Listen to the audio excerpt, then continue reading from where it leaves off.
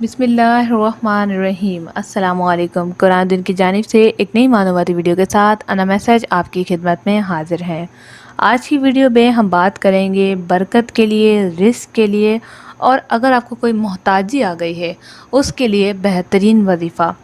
मोहताजी क्या होती है कि कुछ लोग बीमार पड़ जाते हैं जिसकी वजह से वो कुछ काम नहीं कर पाते तो दूसरों की ज़रूरत पड़ती है। इसी तरह से मोहताजी उसे भी कहते हैं कि अगर आपको कोई चोट लगी, एक्सीडेंट हो गया है, आप कोई चीज़ ले नहीं सकते, ये भी मोहताजी होती है। इसके अलावा कुदरती बचपन से पैदाइशी जो है मोहताजी, तो कोई भी मोहताजी हो, बरकत में कमी हो, रिस्क में कमी हो, क्योंकि जब रिस्क में कमी होती है तो हम मोहताज हो जाते हैं, हम मांगना शुरू करते हैं लोगों से, लोगों पे नज़र रखते हैं कि काश कोई हमें कुछ दे दे, या अल्लाह से दुआएं मांगते हैं कि हमें कुछ दे दे।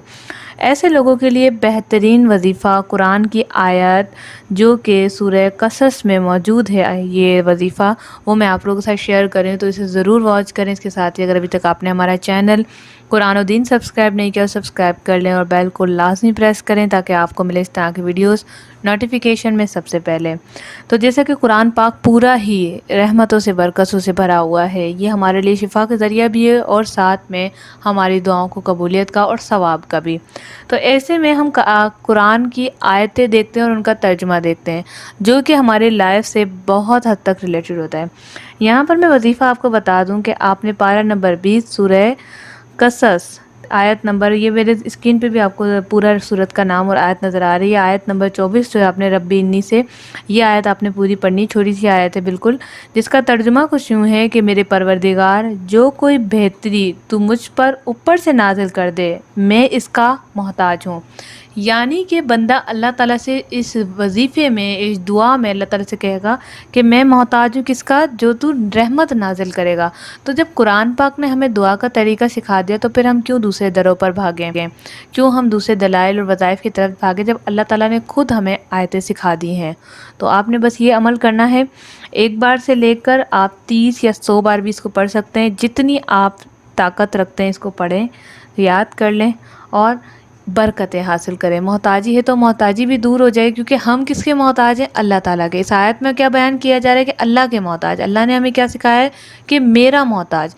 तो बंदे को अल्लाह का मोहताज जब वो बना लेता है कि अल्लाह ही है जो भी करेगा, अल्लाह ही है जो मसले मुझ पे आ गए हैं, जो मोहताजी मुझ पे आ गई वही दूर करेगा, तो अल्लाह पाक के करम और रहमत से आपके तमाम मसाइल दूर हो जाएंगे। तो इसीलिए मैंने यहाँ पर बात कर ली बरकत के लिए भी, रिस्क के लिए भी और मोहताजी के लिए भी, और ये तीनों एक दूसरे से रिलेटेड मसले हैं। बहुत सारे लोग इस वक्त परेशान हैं, घिरे हुए हैं, कर्ज़ों में घिरे हुए हैं, किसी ने किसी को धोखा दे दिया जिसके उसका माल जब्त कर लिया है, घर में रहमत नहीं है, बरकत महसूस नहीं होती, जितना कमा रहे हैं ख़त्म हो जा रहा है, या फिर ऐसा है कि घर में फाके पड़े हुए हैं, खाने को कुछ नहीं, किराया तक मकान का नहीं दे सकते। ऐसी सूरत में हमें अल्लाह की मदद तलब करनी चाहिए, जिसको हम कुरानी आयत में पढ़ के दुआओं का तरीका सीख के मांग सकते हैं और अल्लाह ताला ज़रूर हम पे रहम करेगा, मुझे पूरा भरोसा है।